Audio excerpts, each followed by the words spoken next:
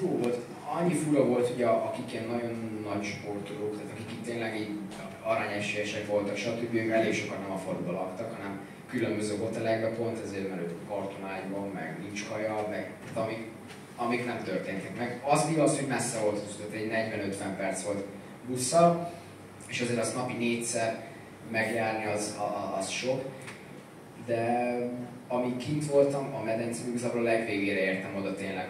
Sokan addigra már haza is jöttek, tehát leúzták a versenyszámot, másnap jöttek haza, de pont egy olyan csapattal apartmanba kerültem be, ahol ott volt a német Nándi, aki szinte negyedik lett, tehát ez már kísértjük egymást ezekkel a negyedik helyekkel. De hogy vele voltam, akkor az úszótársammal, a Sárkány Zalánnal, tehát olyan emberekkel, akiket ismertem, akikkel jól megvoltam, de igazán akkor indult be az egész, amikor megjöttek a nyíltések, akkor kértek a Rasó, Betty, a Kurucati, a személyedző. Tehát akkor volt úgy igazán, hogy bandászni mentünk a faluba, együtt néztük a sportokat, stb. Azt tényleg, hogy ilyenkor az olimpián, tehát az első olimpián persze, de én annyira minden sportot néztem, mindenkinek szurkoltam. Együtt néztük, hogy a Duplantis világcsúcsot ugrik, hogy a Noah Lyles megnyeri a 100 méter sífutást, és tényleg előadja a legnagyobb bogócot magával. Tehát az annyira így megfog mindenkit az olimpia, és ezt magamon is érzem, hogy hiába nyertem Európa-bajnokságot, vagy lettem VB-érmes, senki. Aki a szakmabeli volt, azt tudta meg elismerte, de egy olimpia az egy sokkal nagyobb dolog. Lehetett látni a tévében, hogy az érmeseket egy ilyen, hogy is mondjam, ilyen kifutóra kiterelték, és azt volt régen emberek üdvülömessel, ott voltak ott is, mert arra nem készülték. Én nem voltam sajnos, mert ott kellett volna maradnom 12-ig, akkor ugye minden 2 naponta lehetett kimenni, aztán egy pont úgy jött ki nekem, hogy haza kellett jönnöm a repülővel 10-én, szóval én arra így lemaradtam, de az főleg a franciáknak volt nagy élmény, a legtöbb francia volt, de persze ott azt kicsit sajnálom, hogy arra így lemaradtam, de nekem már az elég volt tényleg, hogy ki volt a család, az egész, és amikor megfordultam tényleg a dobogón, láttam, csak magyar van szinte így, hát az igen, az is igazán nagyon szép pillanat.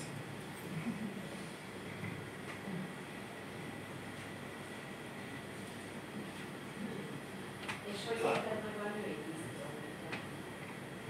Az egy nagyon jó sztori, ez egy jó kérdés, mert ezt nem elfelejtettem volna elmondani. Hát én reggel úgy köszöntem el a Bettitől, hogy ott leszek a befutó. Nem tudtam még, hogy mert mennem kellett úszni előtte, és elég korán kezdtem, hogy ha reggel akarok úszni, akkor max taxiba jutok ki valahogy, vagy tömegközlekedve, azt még nem is tudtam, hogy mi lesz, mondom, ott leszek. Nyugodjon meg, nagyon korán kellett, mondom, ott leszek a befutón. És akkor reggel föl kellett, összepakolt, még elköszöntem, hogy ott leszek a befutón, nézni fogom, szurkolok, stb. Majd egy doktornál voltunk egy apartmanban, 3-an voltunk egy apartmanban, és akkor elmentek, stb. Még aludtam, mert csak 6:30-ig kellett kelnem. Fölkelek, összepakolok minden mennék ki az apartmanból, a dokiné bezárta az apartman, nekem meg nem volt kulcs. Fölnálok a 6-on, most hogy jutok, hogy megyek le edzésre, hogy érek ki a befutóra, megyek ki az ablakon, nem áll a cibán. Átmásszak a másik apartmanba, maradjon! Tényleg lezúrnak a 6-on, a magyar csapat előtt. Akkor biztos nagy hír lenne, csak az már nem sok mindent szólnék hozzá. És akkor mondták, hogy akkor szereznek egy kulcsot, valahogy kimentenek, és akkor vártam egy jó másfél órát, mert hogy ők még fölkeltek, még reggeliztek, és nem siették el persze. Láttak, hogy a táskából ott áll a kulcs, mondom, nyissátok másik újra, mi újság, mondom, nekem mennem kell, ha nem baj. És egy másfél órát tömegközlekedtem az úszodába, szóval így nagyjából lekéstem az egész versenyt, és az úszodában láttam az egészet, végignéztem, a befutót is. Hát ez nagyon idegérő volt, tehát ott átéltem, amit ti átéltetek, hogy tényleg az, hogy nem én úszok, hanem valaki más úszok, akiért nagyon szurkolok, és nagyon akarom, hogy jó legyen, és nem tudok segíteni, csak ott ülök és nézem, hogy mi lesz, és nem mutatják, és nem tudom hányadik, és jön a kijelző, de nem mutatja. Az nagyon idegérő volt, tehát lehet, ez egy jel volt, hogy pont nem voltam ott, és nem volt stresszeltem végig ezt az egészet, de utána örülök tényleg, hogy se jól sikerült, és utána így nyugodtan, tehát az a nap is nem az volt, hogy vigasztalni kellett bárkit is, hanem az már egy nagyon szép teljesítmény volt. És akkor ez volt hívott téged is, hogy akartam sokan? Persze, ez egy szint volt, ami alá nem akartam esni. De ne az egy baj, hogy tudjuk. 12-ben, akkor ez jó, formában van akkor mindenki, de akkor szeretnék valami nagyot alakítani én is. A Berkének a tapasztalata mennyire segített nektek? Ő már ugye behúzott, tehát ő tudta azt, hogy mit érez, és milyen hatások vannak a pályának, az mennyire segített nektek? Hát sokan. Beszéltek? Persze, meg ugye ment a triatlon előttem, azt végignéztük, sőt volt egy olyan lehetőségem, amikor mentem busszal Osszodába, pont mellettünk ült a német edző, a Florian Wellbrook, meg a Oliver Clementnek az edző, és mondta az egyik ausztrál nő náluk úszik. És együtt elemezték laptopon, hogy a triatlonosok úsztak, és hogy hol úsztak, hol kell úszni, hol kell befordulni, és ott lehetett azért, ott rengeteg mindent el tudtam lesni, illetve tényleg, amikor a Betty kijött, akkor nagyon sok mindent tudtuk, hogy hol lehet előzni, hol kell például lefele, minél beljebb kellett úszni, kifele mindig a fal mellett, és ha te vagy belül a fal mellett, akkor nem tudnak megelőzni, mert mindig lesipolnak. Szóval rengeteg minden volt, illetve a vége az, hogy tényleg, amikor hajráztam, mondták, hogy amikor fölnézel és látod a panelt, az még nagyon messze van, mert alig haladsz a vízbe, nem érzed persze, de nem haladsz a vízbe. Szóval ott nagyon-nagyon eltolva kellett hajrázni, és akkor pont kiírod a végét, és ezek pont azok a pici dolgok voltak, ami a végén egy nagyot alkottak. Főleg a visszafele volt a híd alatt, például a Sharon Ferrugandal előzött, pont volt egy olyan szakasz, ahol nem a fal mellett volt jó, hanem középen, ahogy a két híd láb alatt forgott a víz, ott hirtelen megdobott, tehát nem szembe folyt, hanem ott így visszaforgott és előre vitt a víz.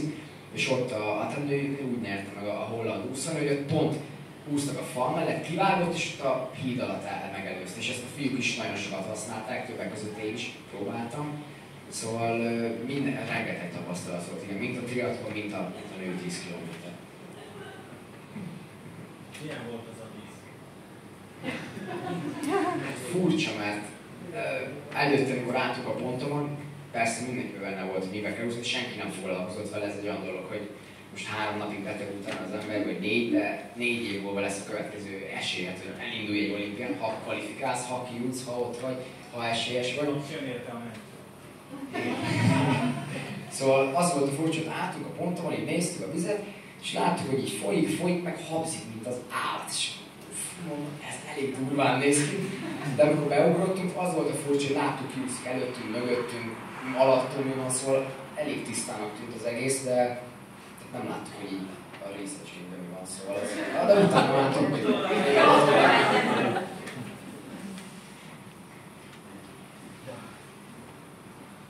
Mennyire kellett felkészülni a versenytársakból, hogy milyen technikára van, milyen stílus van, mikor fognak nekiállni hajrázni, ez mennyire kellett erre összerakni? Hát nagyon főleg azért, mert kb.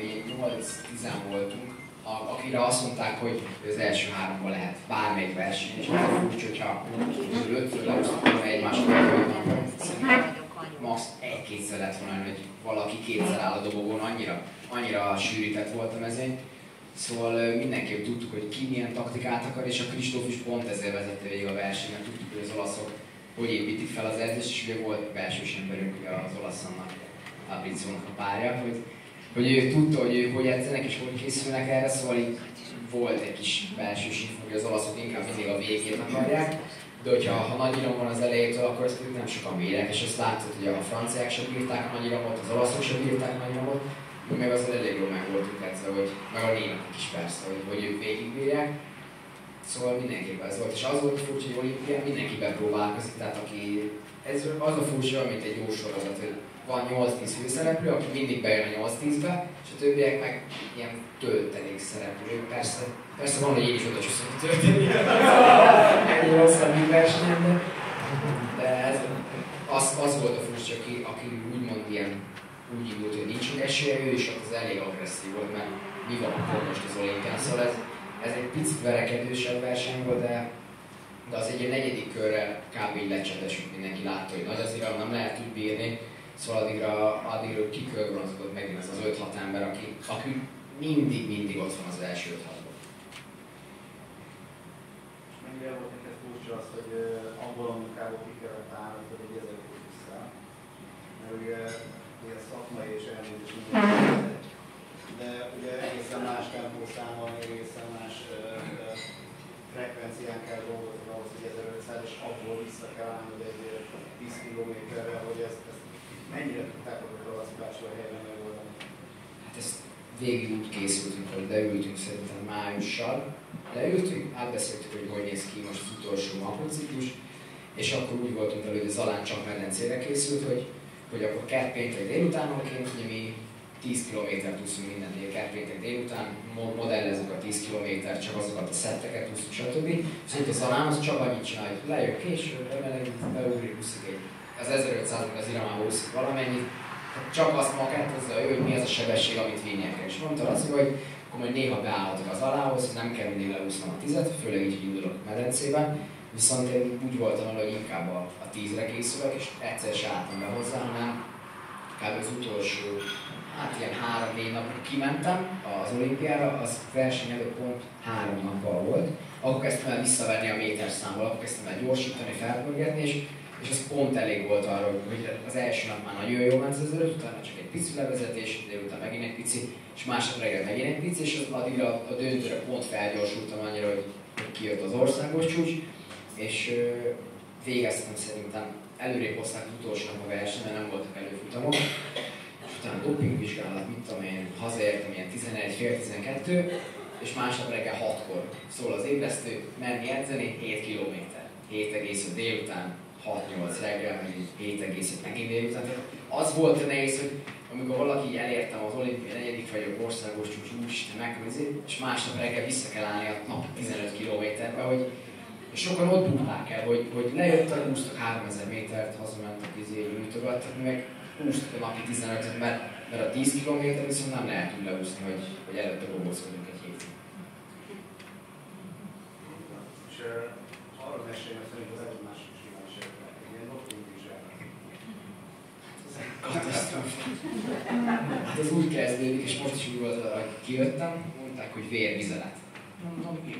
7 óra van, tehát a vér az úgy néz ki, hogy 2 órát egy helybe kell lennem, nem szabad sportolnom, mert hogy akkor az adott 1-2 indexen úgy kiugorhat, hogy azt hiszik, hogy ez azért van, mert dopingolok, és azért megbuktathatnak. Mondom, jó, az este 9, akkor mire vért veszem, stb. Vizelet, elcsomagolom, sose érek haza. És akkor ebből kiderült, hogy nem is kellett vért, csak vizeletet venni. És ez úgy néz ki, hogy kiválasztanak, be kell menni a doktorral, hogyha kell, de nálunk pont olyan volt, aki az olimpiai negyediket kísérgetni kell, ezért pedig nem feltétlenül kell, a fiatal versenyzőkkel mindig kell. Aki kiskorú, az a kötelező menni valakinek, vagy szülő, vagy orvos, vagy bárki. És akkor be kell menni, ki kell tölteni a papírokat, ki vagy, stb. Le kell írni az összes táplálékkiegészítőt, amit szedtél az elmúlt 7 napban, akkor, hogyha bármi gyógyszert szedtél, stb. Vagy infúzió, tényleg mindent le kell adni, hogyha ha úgy jön ki az index, hogy valami elcsúszik, akkor legyen mivel mentegetőzni, vagy tényleg legyen mi benyújtani, hogy valami nem oké. És akkor elindul a mozdul, hogy tudsz pisilni? Nem. Jó. Víz, probi, stb. És amikor úgy érzi az ember, hogy készen áll, akkor 90 ml kell produkálni egy kupakba, amit végignéz egy csávó, egy nő pedig a nő nézi végig, és akkor azt végignézi, hogy onnan jön tényleg a tiéd, stb. És akkor utána néznek falsút, hogy mennyire sűrű a vizet, hogyha nagyon alacsony a falsú, akkor újra kell produkálni a 90 ml-t. Ha pont jó, akkor el lehet dobozolni, hogy szépen öntögeted a pisit egyikbe, egy üvegbe, a másik üvegbe, lepapírozni, bezárni, megnézni, nem folyik, ha folyik, akkor az elég gázos. Megint újra kell csinálni az egészet, és akkor végül bedobozolsz mindent, kitöltesz minden papírt, és akkor elküldenek, hogy 7-14 nap múlva szólnak, hogyha nagyon nagy a baj. Ha nem szólnak, akkor meg minden oké. Még esetleg annyit elmondasz nekünk, hogy áttartani fog a jövőben kapcsolatosan, amiről készülsz, és akkor tényleg Hát most Amerikában megyek egyetemre, 24-én szombaton indulok.